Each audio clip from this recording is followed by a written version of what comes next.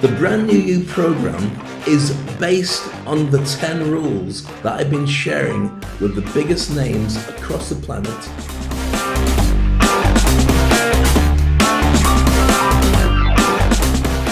Ten mind programming presuppositions using NLP and hypnosis, life coaching and counseling techniques. Together emotional intelligence and empathy to empower people to believe that they can do what they truly need to do to get themselves to brand new successes. This incredibly interesting and interactive presentation guarantees they start thinking differently from the moment we begin. Firstly, you have to get outside of your comfort zone. Once you can do that, you can do anything. Most people don't know they have all the tools, all the tricks, all the abilities and all the skill sets to be able to move forward. Success changes for everybody and is always a work in progress.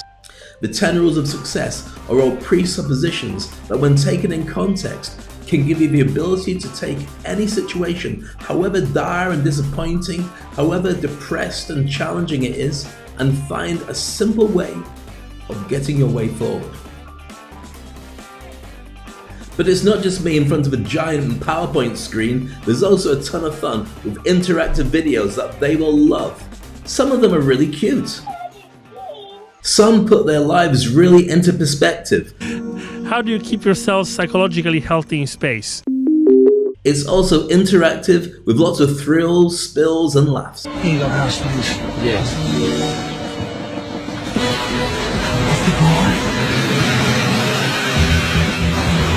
They also get a special gift, something to reprogram and help them on their journey. The Brand New You NLP audio program. My name is Dave Crane.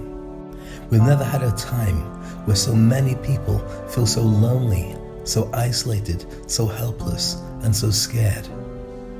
Worried about their jobs, worried about their future, worried about their family, worried about their health. That's why I've created this audio. As a hypnotherapist, I've helped many people to create success in their business life, in their personal life, and in their emotional stability. Imagine being able to talk to the very best of you in the past, the most successful version of you, and getting them to advise you on how you need to move forward. And being able to talk to the future version of you who's already lived through this and had the success that you could have dreamed of, who's telling you what they did next. This audio is designed to give you both of them as your mentors and to help you create a brand new you. Enjoy, and please share with those who you know need it as well. My name is Dave Crane.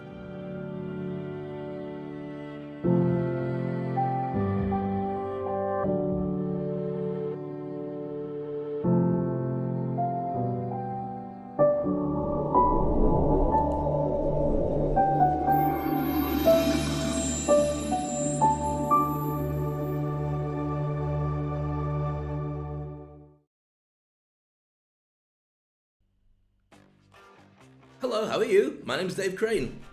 Yeah, and I've got a nice strappy t-shirt on. I've not worn one of these for ages. It's one of my Dubai Rugby 7s rugby tops.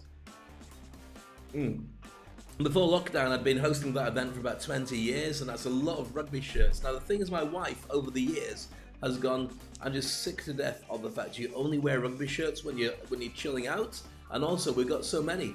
So one by one, she started making them disappear, but I catch her sometimes.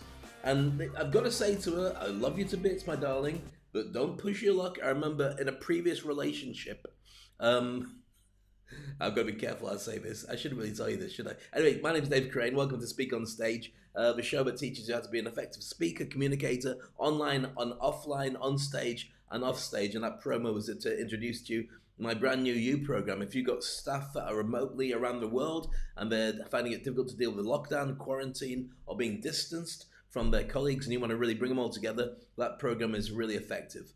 Contact me directly and I'd be more than glad to share with you exactly how it all comes together. So anyway, a previous relationship, not going to mention who because that's not fair. I was as a DJ and working in radio and TV and stuff like that. You always get given T-shirts from gigs. You go and do a gig. Can you wear this T-shirt? Yeah, I'll wear a T-shirt. You take it home. Sometimes I got your name on it. Sometimes I got my name and the brand of company. Sometimes on the back they got the event. Sometimes they got, if you're doing like a rock concert, then they've got souvenir T-shirts. You wear them on stage because then people buy those T-shirts, and you get a couple to wear over a couple of days of a festival. So you get the basic idea. So I'm wearing all these things. So I came back to a previous relationship, and I came home and I said, right, can I ask you a question? And my partner then turned around and said yes. I said, have you thrown all my T-shirts in the bin? To which the answer was, no, of course I haven't. I said, are you sure? Because you said you were going to do it. I asked you not to.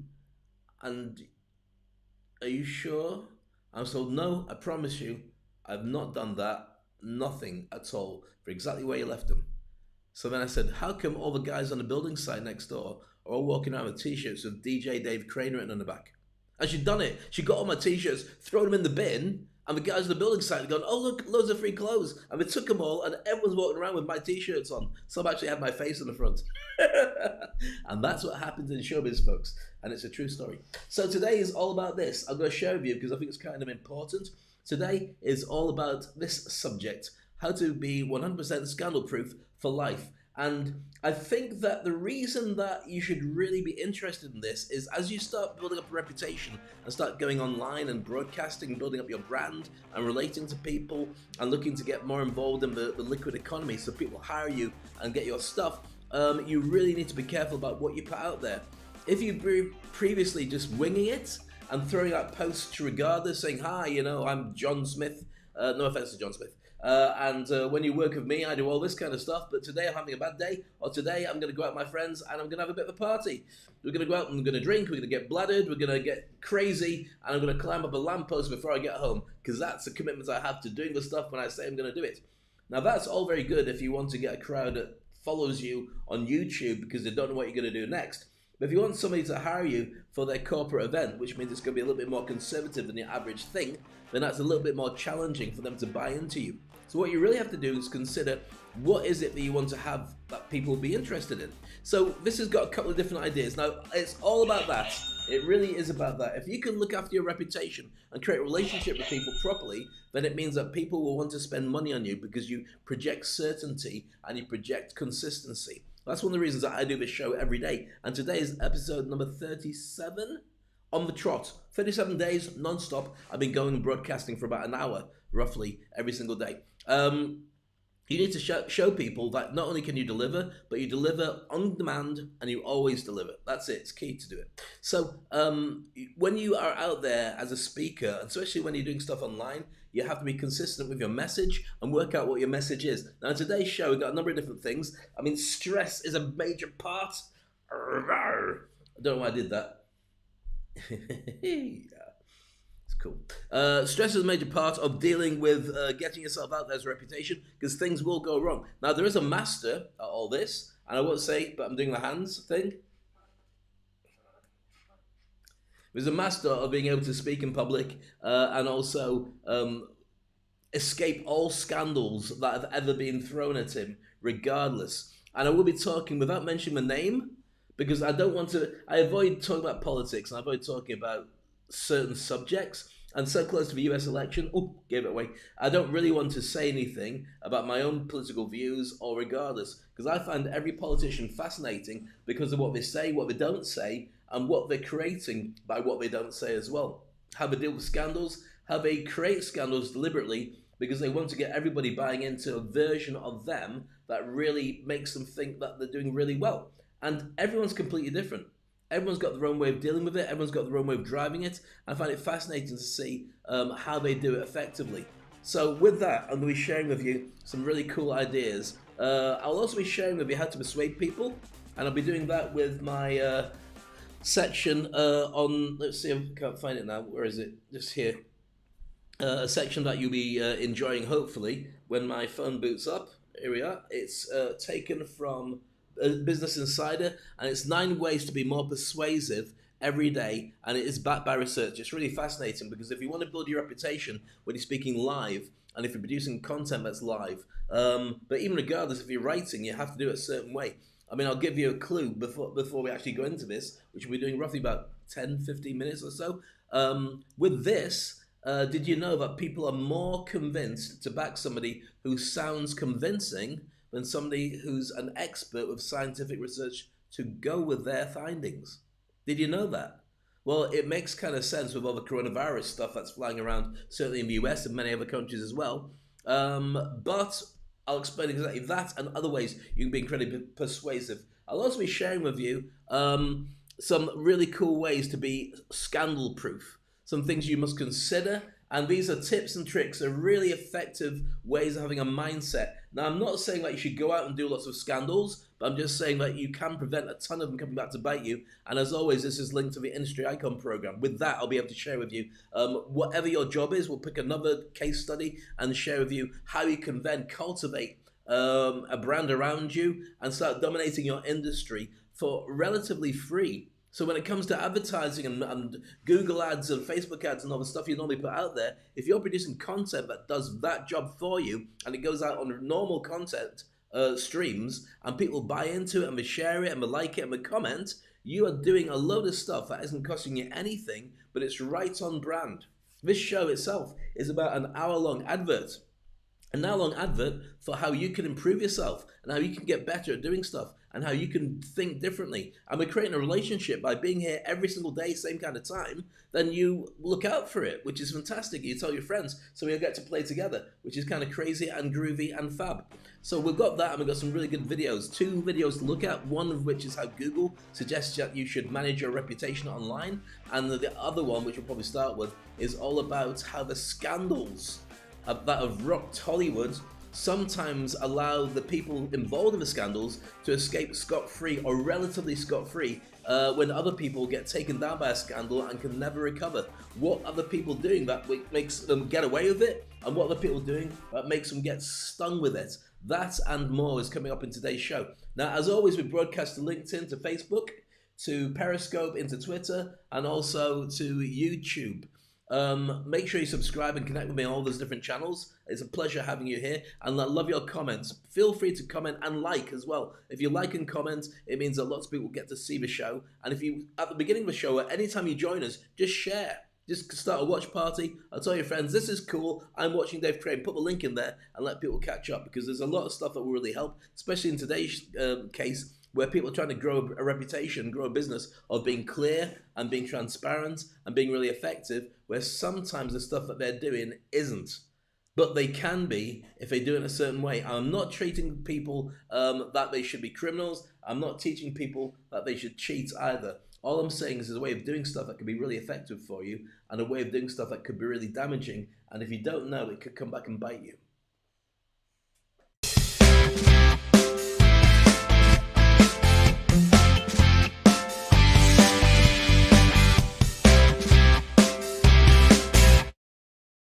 So there we go, let's speak on stage today. Very exciting. This is the reputation that we got. This is what we're going to be sharing with you today. All the way through, it's how to be 100% scandal proof for life. And there's somebody getting pointed at by lots of people with one arm, quite clearly. And they all seem to be saying, ooh, dandruff, or something, nothing to do with anything else, I would say. Okay, or maybe your headphones are missing. Why are you doing, I don't know what the scandal is. You can put it down, put a reputation, put a comment down on what do you think that picture is actually saying, if you can be bothered. But let me know where you're coming from, because it's always fascinating to find out. Next up, we're going to be looking at the celebrity scandals that rocked Hollywood a couple of years ago, and you can see how who's recovered and who hasn't recovered. And I want to drop in a very quick conversation years ago when I was working for a famous pharmaceutical company in UK. I was going back about 20, maybe even 30 years. I was a student, but I was working part-time for these guys on their record counter. It was a pharmaceutical company that had like a supermarket, not like a superstore, had lots of different departments. So you could buy records and videos and equipment and all sorts, but they had a photo department too. So I was working on the music department, and I came in one morning and I was asked by the director of HR to come into her office. So I'm thinking, okay, and I was only about, I was maybe 19, 20, so I was relatively young. Usual thing, having a party in life, meeting a lot of people, enjoying life. So she brings me into the office, And she sits me down and she says to me, Dave, I need to talk to you. I went, okay, I'm here. How can I help you? And it was first thing in the morning. It was about 8:30 because we opened the store at 9, but we had to be there for 8:30. She said, I have reason to believe that you are taking drugs. I went, what? She said, it's come to my attention that you take drugs at work. I went, hold on. Who said I've been taking drugs? She said, it's come to the attention from a lot of people who've been observing you. And they're saying that you take, I said, I've not done, I said, I've had coffee, I've had water, I've had juice. That's it. I don't take drugs. Why are you saying that? And she said, it's been brought to my attention that you come into work really happy and you chat to everybody and you're really enthusiastic about doing this work. So you must be on drugs. Can you believe that? It's a true story, I promise you. So I said, no, I actually like working here and I really like the people I'm working with. And they all seem to be good fun. And that's why I'm so enthusiastic about it. And she went, oh, really? Oh, I didn't expect that. Because nobody else seems to be that enthusiastic about it. So that's why we didn't think it could be that. And great. And the next day I handed in my resignation and went to work in a clothing store. True story. Now, the reason I bring it up is about the reputation that you create and the relationship you have with people that are observing you, and sometimes they get it well wrong, but it doesn't mean that they don't say it, and doesn't mean it doesn't stick to you if you don't take precautions. And this today show is all about the precautions. And look at my new mug. See that? Straight out of Wakanda, just like me. Not really, but anyway, Speak on Stage.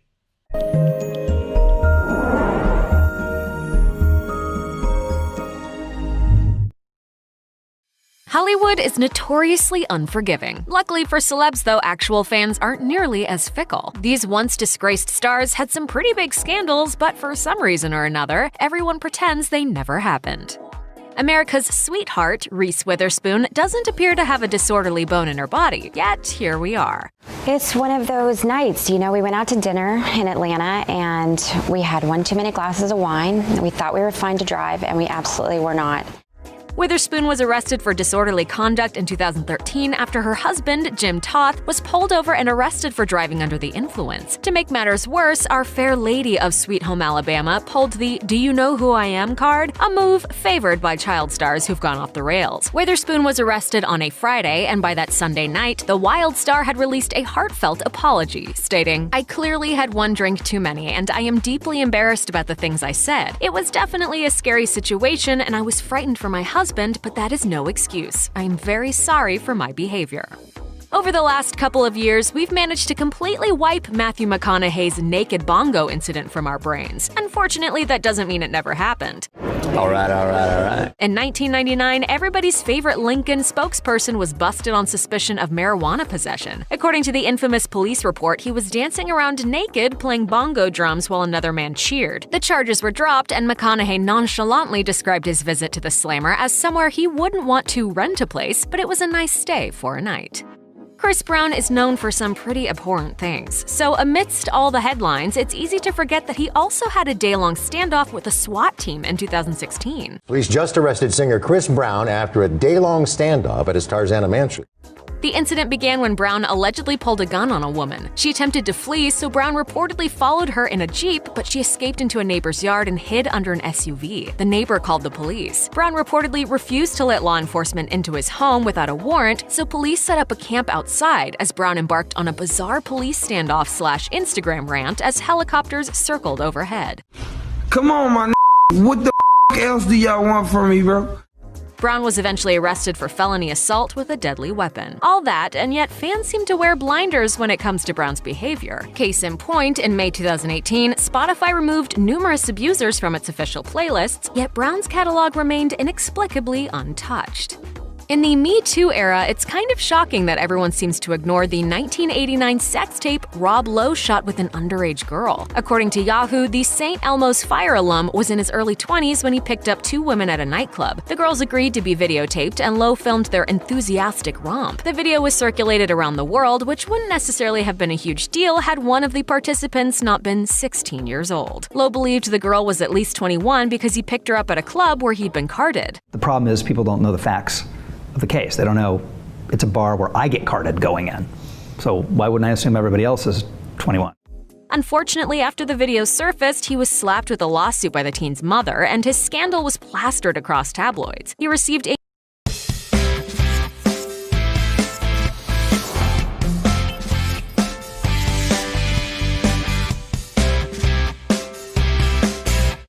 You get the general idea. Lots of people that are famous have wriggled out of stuff and somehow they keep their reputation intact. You're going to see in the coming US election so much stuff being thrown at politicians on both sides, and you're going to see some of them managing to deal with it, some of them will not manage to deal with it, and some of them might resign and leave their positions. Partly because it makes them untenable, but it doesn't also mean that they did it. And it doesn't also mean that it's the most terrible thing ever. Most recently, I noticed how it was Nancy Pelosi from the Democrats, who's the Speaker of the House in the US, was outed for not wearing a mask in a salon. Personal choice, but that's the situation. Versus other stuff that we could go that from the Republican side. I'm not choosing sides with this. I'm just saying that it really depends on what the spin is that you put onto it and how you want to deal with it. Now, the problem is not necessarily what you did, whether it was good, bad, or ugly. It's what happens with the press and what they do with it afterwards. So the biggest challenge is making sure that your online reputation is still left intact after all this happens. So let's have a look at a video with Google instructing on how best to deal with this. I love your comments and thoughts, by the way. Keep them coming. This is Speak on Stage. The internet makes it easy to communicate with family, friends, and people who love the same things that you do. We send messages, share pictures, and join conversations on social networks, sometimes without giving a second thought. Like a book that's been published and is now available at every bookstore, any information you post on the internet can become permanent and influence how others perceive you. In other words, it can affect your online reputation. That's why it is important to know the difference between public and private information that you may not want to post or share online. People have different ideas about what they want to keep private. Your online privacy includes establishing your own boundaries around what and how much information you share. Remember that the information you share online gradually leaves a footprint, and therefore it's easy to track. Your digital footprint is basically everything on the internet that is about you. It may include photos, videos, posts, and comments that you write on friends' pages. When sharing and posting stuff online, think about the long-term consequences. A picture, message, or post that you think is funny and harmless today could be seen by unintended audiences, misunderstood, downloaded, or copied and misconstrued in the future. For online media and social networks, privacy settings are an important tool to help you decide how much information you share, when, and with whom. Make sure you're familiar with the privacy settings of the different social networks and messaging services that you use, and adjust them so that you're sharing only with people you trust. And make sure you know what you're sharing. For example, did you know that many photos you share on social networks can be geotagged and reveal your physical location? While you may want to publicly share a photo of the cake you just baked in your kitchen, you might not want to tell the world where you live. Online privacy also means respecting the boundaries of others and the settings they choose. Remember, if a friend shared something with you, that doesn't mean that they want you to share it with everyone. Respect their decisions and don't overshare. The way you conduct yourself and treat others online will determine the kind of web you help create. Negative comments or actions create a vicious cycle that we can fall into accidentally. Stop negativity in its tracks by being positive and redirecting the mood. In other words, be kind online. Remember that behind every username and avatar, there is a real person with real feelings. If you participate in online communities, become familiar with the community guidelines. If someone is being mean or not playing by the rules, know that most social networks offer a way to report bad content and inappropriate behavior. Reporting, flagging, and blocking are important tools to use. Finally, if you see someone being the target of unkind words or actions online, be an upstander, not a bystander. Do not pass on messages that may be hurtful to someone else. Instead, let the person who sent the message know that you do not think it's funny or acceptable.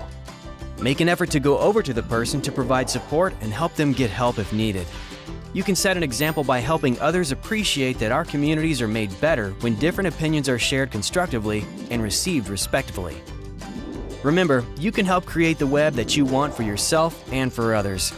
Be kind online and establish your own boundaries around what and how much you want to share.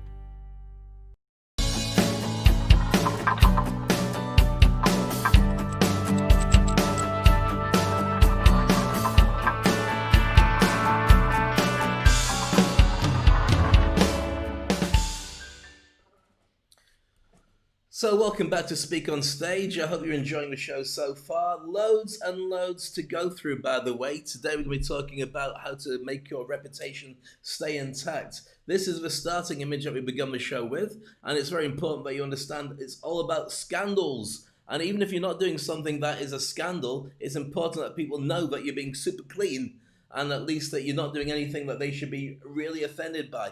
Now, why should that be so important about this? Well, let me show you that if we're going to be moving into a more liquid economy or a gig economy, where you're going to have potentially clients and employers and employees and outsourced staff around the world, they're going to Google you. They're going to look at your normal social media profiles, your Instagram, your LinkedIn, your Facebook, and your Twitter to see what you're like and what you let out as steam and stories. But they're also going to double click it and check on it to see if there's anything underneath the surface that you haven't told anybody about. Once they've done that check on you, then they'll decide whether they want to work with you. I have no doubt that if you Google Dave Crane, you'll see lots of stuff coming back about that I've been up to. Now, I'll tell you a little interesting story before I go into this article now about 9 ways to be more persuasive every day. And of course, it's backed by research. That's from businessinsider.com. A couple of years ago, I went away for Christmas to the Maldives. My family, wife Aziza and daughter Maya, we didn't take the dogs because there's no dogs allowed in the Maldives, and I'm not going to have them sitting next to me on a plane for 3 hours. And you don't take dogs with you. So we're there in the Maldives, and we're on a beautiful island, Borihiti, and we're chilling out, and I was doing a bit of DJing as well, which is cool too. And we hung out with a family we met, with a very famous, I didn't know her that well, British pop star, not Adele, but think like Adele. And her husband, who's quite famous, and their beautiful kid. Now, I had my beautiful kid, my beautiful wife, and we all got on, 6 of us, hanging around near the pool, chatting, sharing stories, and laughing our heads off. And it was really cool. And we got like a house on fire until I said, can I do a quick interview with you? Then it changed. And it changed because her guard went up because she thought, oh my goodness, I've come away on holiday and now I'm dealing with the press. I didn't want to deal with that at all. And she went really quiet with me. It was strange because we'd hung around like brothers and sisters for the best part of 4 days. And I thought, well, what's happened? They're really cold to me. What's happened? And I Googled the name, and suddenly I found all this stuff that was said in the press. Now, some is lovely stuff, some is terrible stuff, some is all sorts. But the bottom line is, if you're living in the UK or living in America or many other places, you can write stuff if it's in the press, and the press make a whole living out of writing nasty stuff. Because I've been in Dubai for about 30 years, that never happens. First of all, you don't get away with writing anything on social media if it offends. That's a big offense. You can be arrested and put in prison for even taking photos of people without, asking their permission and publicizing them. So if somebody's driving along and they cut you up and you take a photo of their number plates and put it on social media, who is this person? You can get done for it, rightly so as well. But also,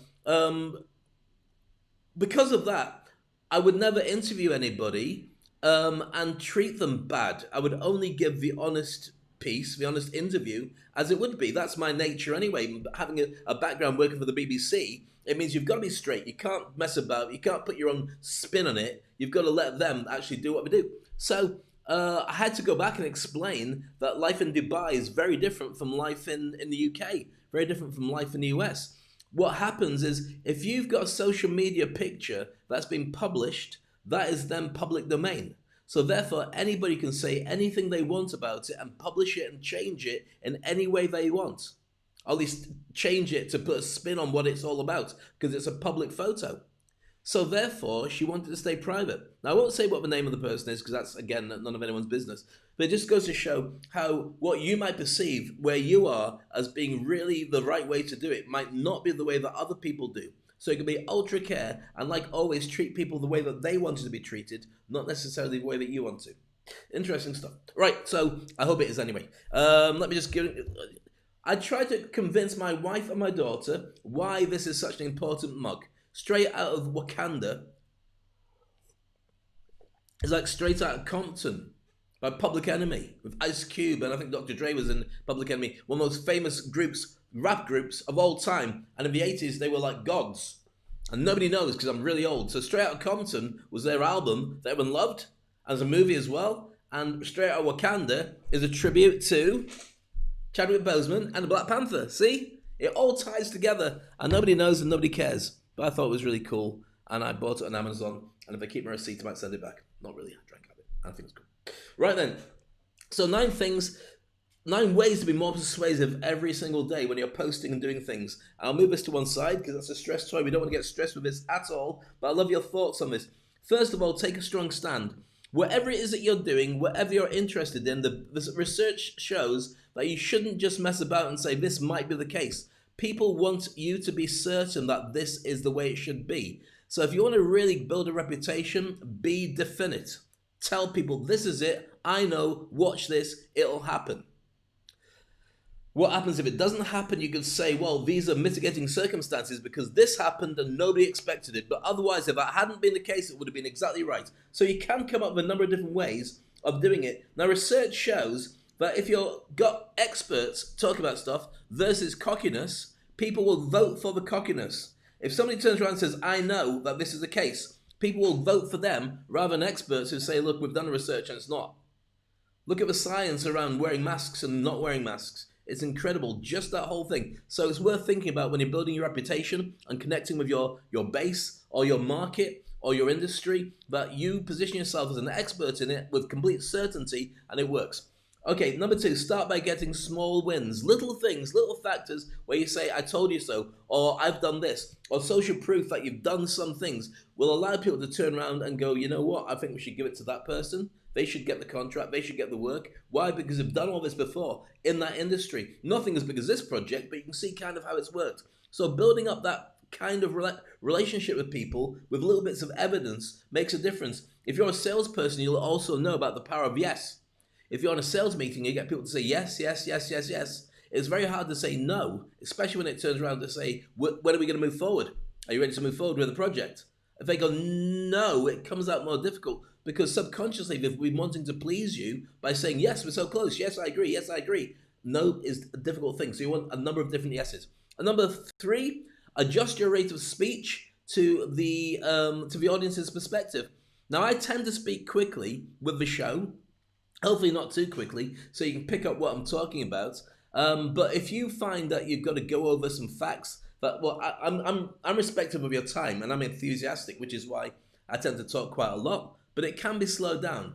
The rule of thumb is, if you want to get through things quickly, without people asking questions, move quite fast. If you want to ram the point home and you know it's all completely true and you're ready to have somebody question it, speak slower. And the audience is more likely to be with you as a result because they digest it quicker. Okay, number 4, don't be afraid to be moderately unprofessional. So when I do my show, and sometimes I get my squeeze toy and I do ridiculous stuff like Pac-Man, and I talk about Wakanda and all the rest of it. Is it unprofessional? Yes, it is. But at the same time, it's engaging. And at the same time, you know that when I'm talking about stuff, my show is about teaching you to be a great speaker, an effective communicator, to grow your brand, to boost your marketing, and be able to take a way of dominating the way that people in your industry view you, so you don't have to worry so hard about advertising and having non-stop wins. They just know that you're a speaker and a spokesperson for what they're interested in, and so they gravitate towards doing business with you. So with that in mind, I can kind of get away with being a little bit more me, a little bit more chilled out, and a little bit more funny. Does it make it unprofessional? No, I don't think it does. But does it mean that people bond with you? Yes. So you can say, gosh guys, come on, let's get your flipping out together. Or fricking is not a proper swear word. It's not bad, but it's not a proper swear word. You can do that sometimes and just get people to understand that you're enthusiastic and passionate about it without them being offended and dropping the ball on you. And it is a double-edged sword. It really depends on the eyes of the beholder as to what they will buy into, but you can also take charge of it and drive it yourself. And make a line in the sand. If they don't like who you are and what you do, then maybe you're not the right person because they're going to get offended when they get to find out who the real you is anyway. So let them go. Number 5, take into account how your audience most prefers to process information. Do people like emails? It depends on age, and it depends on the nature of the content you're sending to them, and it also depends on where they are situated. So, for instance, if you're going to connect with me, I like to be I like to be connected to generally on WhatsApp because it's on my phone, I can see it everywhere, and that's easy. If I get an email, I don't look at my emails very often. Why? Because it's really boring and there's so much spam on there. It's really hard to decipher what was a proper one and what was just somebody who's a really clever marketer throwing something by name on it so it looks like it was a real email. When you look at it and you just go, oh, I'm not buying that. So WhatsApp for me works very well. But when you go down to, say, Generation Z or even the Alphas, they will use Discord and other apps we've never heard of. So everybody's got their own favorite way of doing it, and it also depends on what the message is. If the message is one about marketing generally, then that's fine as well. But some people don't like to have those marketing messages sent to them by text or direct WhatsApp because it makes it feel like somebody's invaded their home. Don't send me this stuff, and they'll get really aggressive and they'll block you or they'll make a complaint about it. It's kind of expected that this kind of stuff will come out when you get emails, but it doesn't mean that people like it. Some do, but most don't. All right, number 6, share both positives and negatives. So if you're going to talk about something you're up to, be honest, be transparent. Say to people, we're doing something tomorrow, and it's been done before, and it worked out really well, but it's also been done before, and it worked out really badly. Don't worry. We'll make sure that it's really well because we've done this before, we've done blah, blah, blah, blah, and these are precautions we're taking. From what I know, the other guys who did it didn't take those precautions, which is why it turned out badly. So is everybody okay with this? Yes? Great, let's do it. So share both the positives and the negatives so people can understand, and then focus on drawing the positive conclusions. So what does that mean? Why should you focus on positives? And this is a real big trick about being a speaker, but it's also a trick about being a human being or being a friend. If you focus on negatives, you program people to think negative. If you focus on positives, it's like the glass, half water, half empty. If this is half full, then it's full of possibilities. I've got a whole load of water in there. That's great. I can carry on drinking it. If it's half empty, I think there's lack. I think there's, wow, somebody's got half my water. What's the point in drinking it? But it tastes so good. So when you do stuff, also remember that people's minds only process positives. So if I want to get my wife to collect milk from a shop on the way back, if I say, don't forget the milk, she doesn't hear the positive on it. She only hears the negative. So it's forget the milk. If I wanted to get the milk for me, she only picks up the positive version of it. She doesn't hear the not forget. She just hears forget the milk because she doesn't process the not.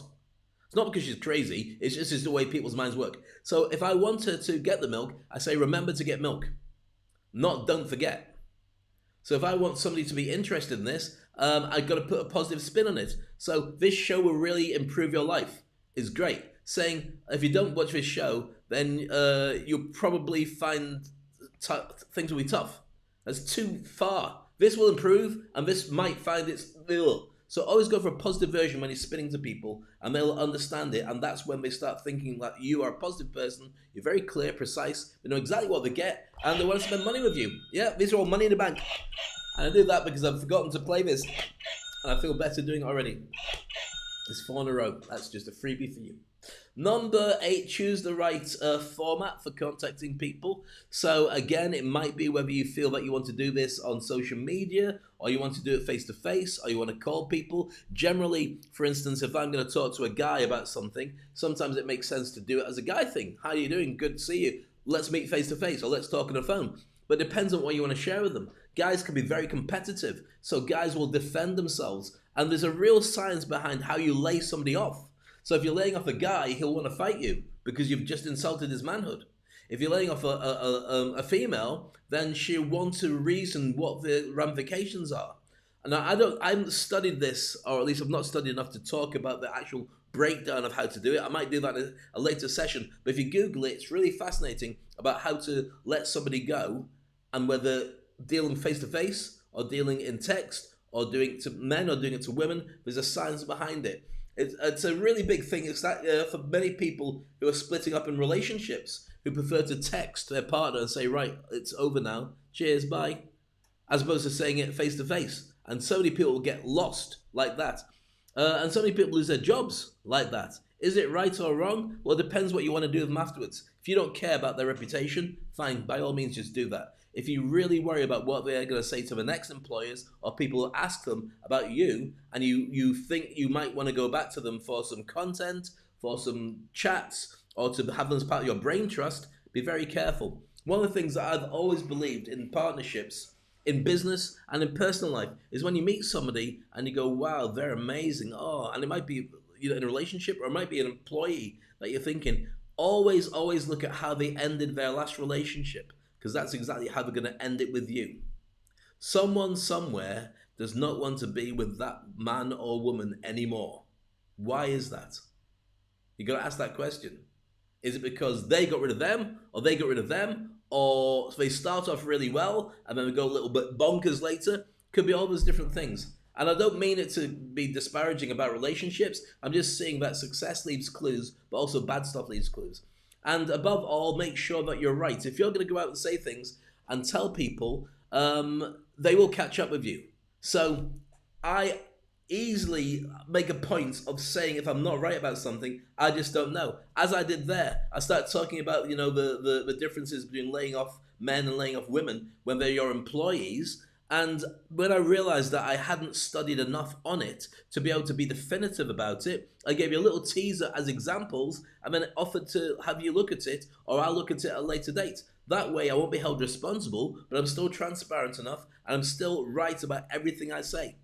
Does that make sense? Cool. Hope you enjoyed that. Looking at this is a really interesting list. I always recommend going to businessinsider.com. That's 9 ways to be more persuasive every single day. And I think it's important, as I mentioned there, to have it backed by research. So it's not just people going, you know what, this is what I think. If you know it's what is true, it's much more effective. Next up, we're going to look at 10 ways to really, really, really protect your reputation on Speak on Stage.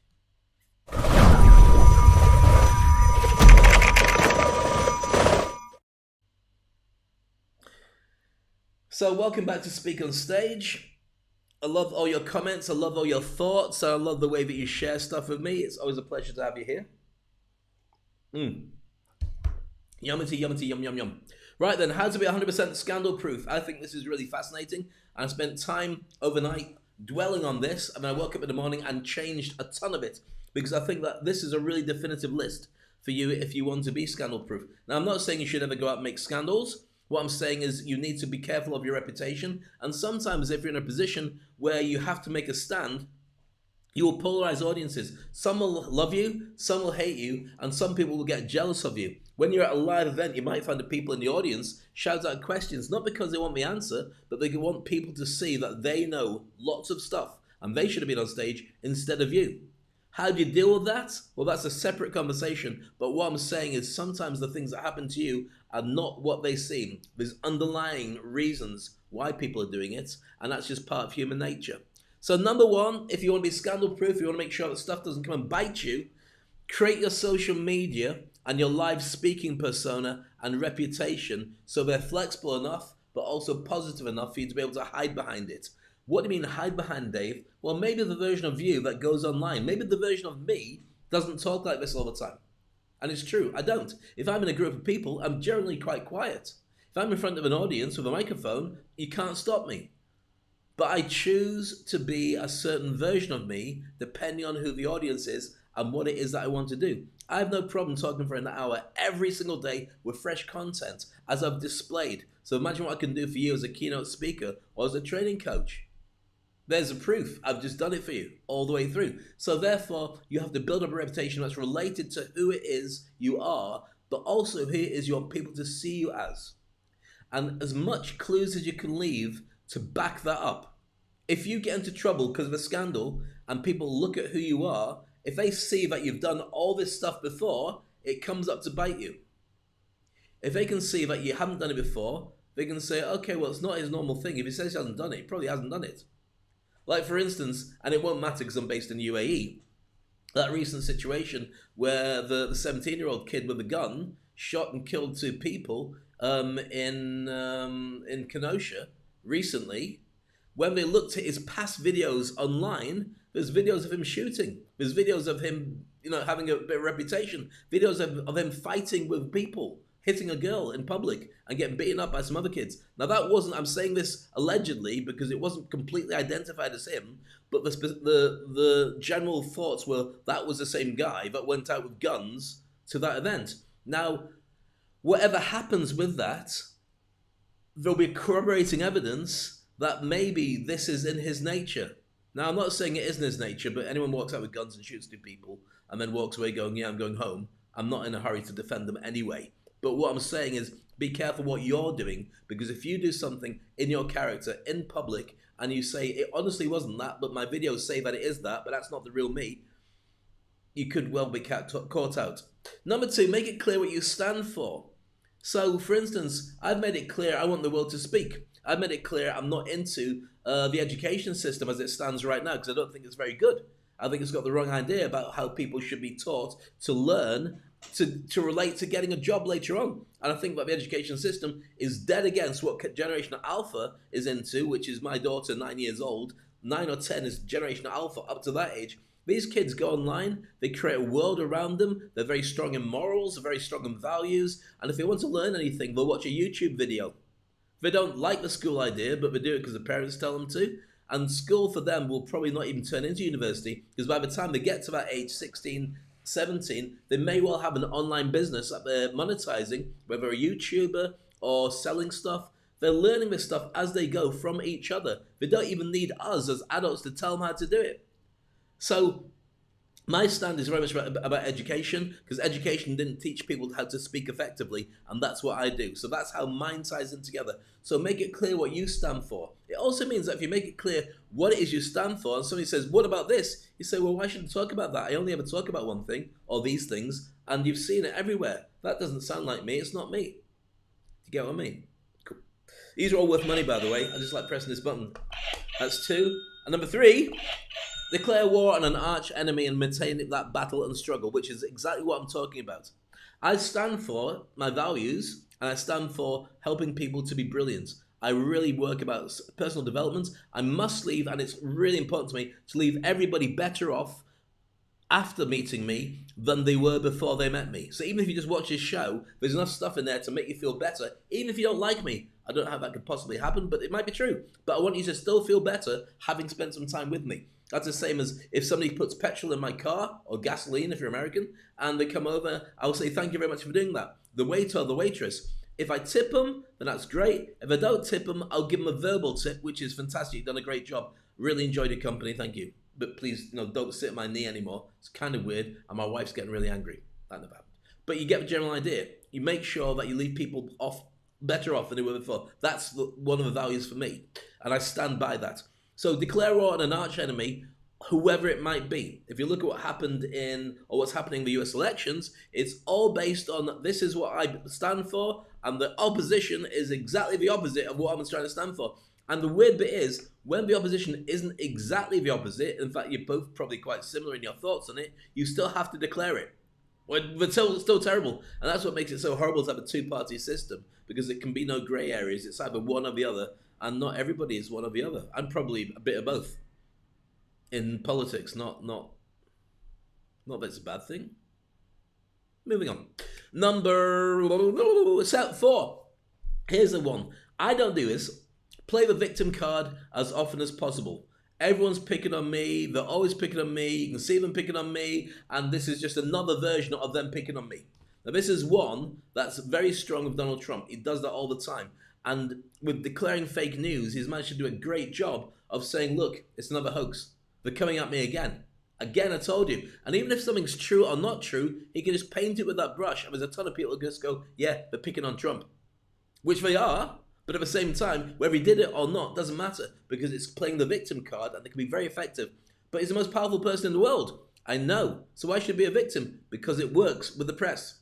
And it works with his followers. That's how he does it. See? I'm not saying it's good or bad. I'm just sharing with you a really important and cool strategy if you feel comfortable doing it. I don't use the victim card. I will stand up and be counted, and I'll take the blame for anything that I'm involved in. And if I'm not involved in it and I get the blame for it, I'll turn around and say it wasn't me. You see? There's a difference. But you choose what you feel comfortable with. Number 5, discredit accusers before they even start saying anything. So if you turn around and say, yeah, this guy's a loser. Yeah, this guy's, nobody believed him before. I'm not going to believe him now. If you can put that in writing, or not in writing, be careful about that, but you can put it out there, when somebody turns around and starts blaming you, they just say, yeah, I expected you to do that. You're disgruntled, aren't you? That's why they got rid of you from this company. So when you turn around and tell everybody I was trying to chat you up at some works event, that's why you got sacked for coming up with rubbish like that from the old company, and now you're trying to pin it on me. It's just typical. Even if you did try and chat them up and they turned around and said no, you're blaming it on them. Now, I'm not saying this is a good thing to do. I'm just saying how it can work when you want to be scandal-proof. And this is all being about on the offensive. Get it out there before it comes to you.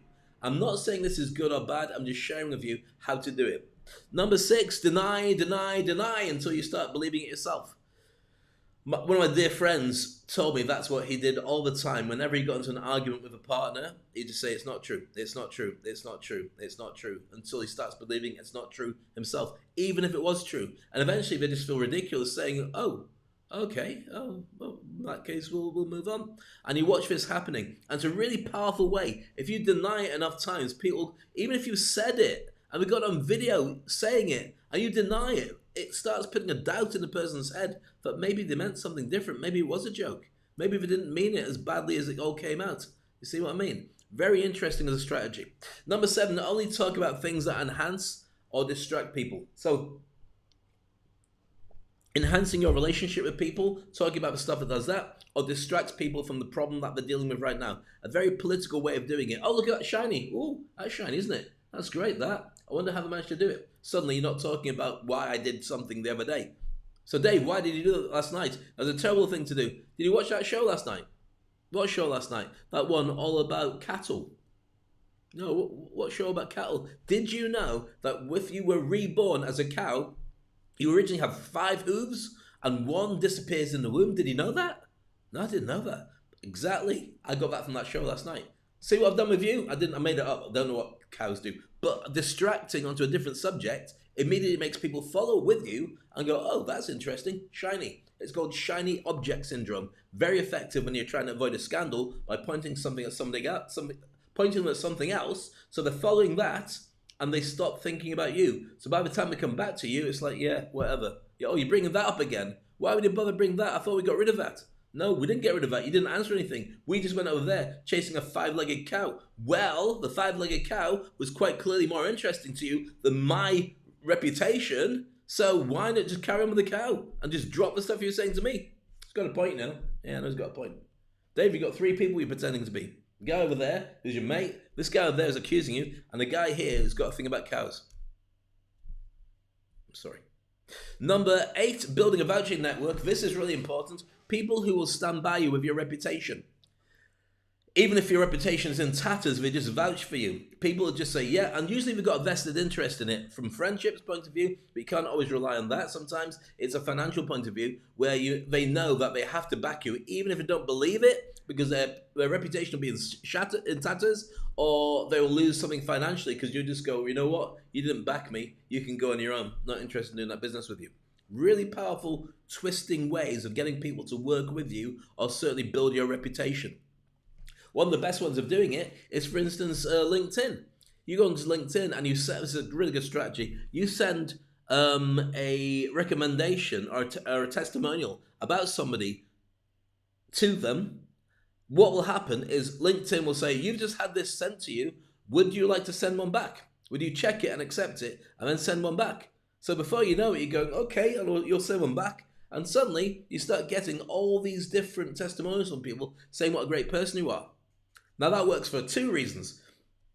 It works when people want to work with you because they're saying, what are they like really? Do they deliver? And suddenly you've got 20 different referrals saying, the great, fab, lovely, wonderful, not a shoplifter, never punched anybody in their mouth in their life, and also looks after small kittens when they look a little bit hungry or homeless. Then suddenly you're done. But if you get that small kitten reputation, it's probably not one you want to keep, not on LinkedIn anyway. So, and also, by looking at that, they want to do business with you. So, they want to do business with you, they trust you as a person. That's why it's really useful on LinkedIn to grow those testimonials. Okay, number 9, stop caring what people think. Great strategy. I don't care what people think. If they do like me, that's great. If they don't like me, that's great. I care about the clients I'm working with. I care about my family.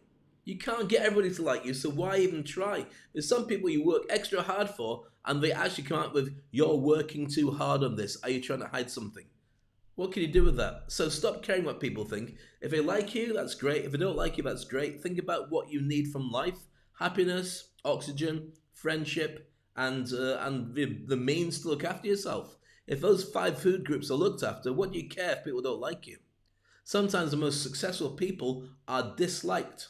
But it doesn't matter, especially if you're an industry expert. Look at someone like Simon Cowell. Some people hate him, some people love him. He's really cruel to people he doesn't deem to be great artists or singers, but he's a multi-hundreds of millionaires, if not billionaire, success story purely because he's stuck by his reputation and he tells the truth.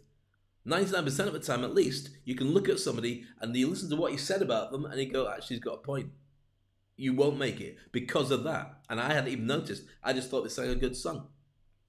So number 10, readjust and continue immediately. As soon as you get knocked down, readjust your step, decide what your new position is, and get back on the horse. Sometimes it does make sense to disappear, but it's often better, if you can do, just to put something out there.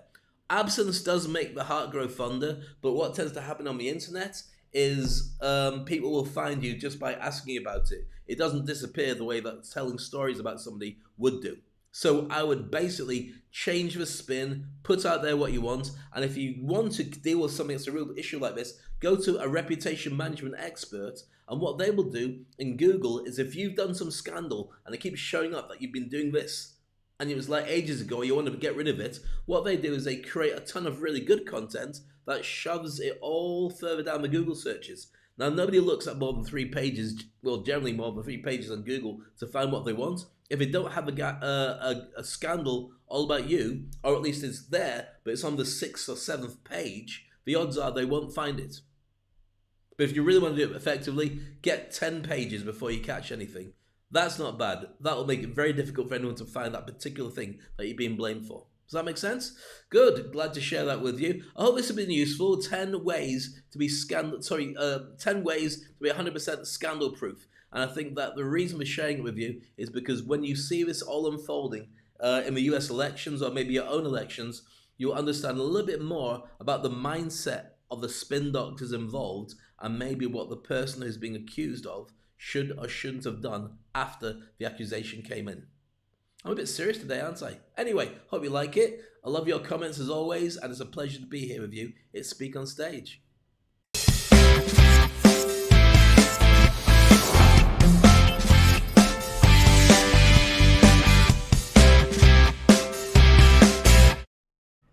So therefore, now we've got on to the Industry Icon Program, which is your way of being able to discover whether you can be a really effective expert in your field or chosen service, or even if you reinvent yourself as a speaker. Now, being an industry expert is key because people want to work with industry experts. They don't want somebody who's just doing bits here, being there. And Google forces you to position yourself as an expert in one particular field. If you choose several different fields, you just won't show up on Google searches. But you will show up if you choose one thing. That's why I've chosen public speaking. So let's take, for instance, if you fix cars. If you're an expert who fixes cars or does cars up, so you've got a normal garage that fixes cars that break down, but you also got an enthusiastic business on the side where you restore old cars to former glory and pimp their rides as well. I don't need to tell you, if that's the case, you've already seen tons of shows about pimping my ride where people do cars, give them a makeover and get them out there so the bounce and there's music and there's decor that's different, electric pink or whatever it is that we choose to have. That in itself is a way of getting people to understand your enthusiasm and your expertise on cars, especially when you show how you've changed it from A to B in every show. You could do it over a period of time. Supposing it takes you about 2 weeks to renovate a car, all you need to do is do a 2-week series of roundups. Today we're going to look at the wheels. Tomorrow we're going to look at the carburetor. The day after we're going to look at the back seats and the way we're going to put fur on the back seats. Then we're going to put a big sound system in the day after. And all these could be special sections. And they would be loved by people who are car enthusiasts or want to renovate their existing car or just want to see somebody who loves cars as much as them. What will happen then is if they want to get their ride pimped, they'll probably go to you. Or if they want to get their car fixed and they know that you've also got a proper garage, even if they're watching the shows all about pimping the rides and doing the cars up to look incredibly spectacular and like spaceships or transformers, they'll say, I've got a problem with my car, it's making a funny noise. Let's go and see Dave. He's got this really good show that I'll watch. I wonder if he can help. And the odds are, if you do a normal job, but you do a spectacular show, you can raise your prices up because that celebrity factor means that they want to work with you and not anybody else. Interesting, isn't it? Cool. Love your comments, love your thoughts. Always make sure you subscribe, like, and share. That's what it's all about. And go to the SpeakOnstage.com if you want to do the Industry Icon program. Got a lot of people coming through and asking about that. If you go to SpeakOnstage.com, there's a load of modules for you to learn to be a better speaker on your own at home. Tons of videos. Get over for public speaking, create content, get your mindset in the right place, work a boardroom, do great presentations. All this stuff is there. But it's also a button there where you can click on to go to the Industry Icon program. And if you sign up, you get a 10-minute chat with me on Zoom to see how we can reposition you. It's not for everybody. Some people don't want to. Some people just want to go, I don't know to talk, I don't care. But if you're interested in that, interested in growing that, and making sure you have more of that, that's what really interests me for you as well. So predominantly if you want to be a speaker, but we also address your business and how you can become more congruent in that space so you occupy the position of being the best in your industry. And that's what we're aiming towards. Does that sound cool to you? That sounds very groovy because, well, basically it is.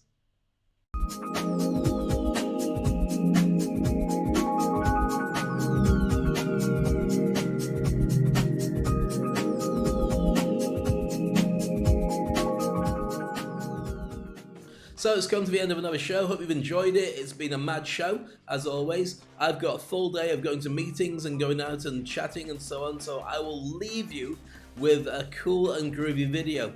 I think it's quite appropriate when we spent all this time talking about how important it is to understand your reputation is everything. People will perceive you to be a certain way, and sometimes you want that to be the case and sometimes you don't. But you're always going to get people who like you, always going to get people who don't like you, and you need to make sure that when it comes to your final time, your final hour on this planet, you turn around and say, I gave it my best shot, I'm really happy with the results, and if those people don't like it or didn't like it, they wasted their time. They could be haters and trolls on their own time. For me, I've had it great.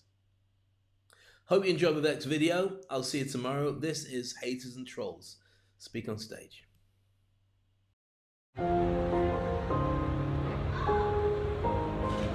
Hi, I'm Dave Crane. Let's talk about haters and trolls. If you want to be loved like you were at school, very simply don't do anything with your life. Sit there quietly, don't interfere, and let the whole world pass you by. But here's a challenge. The world's not going to pass you by because the world is going to move around you and leave you exactly where you were standing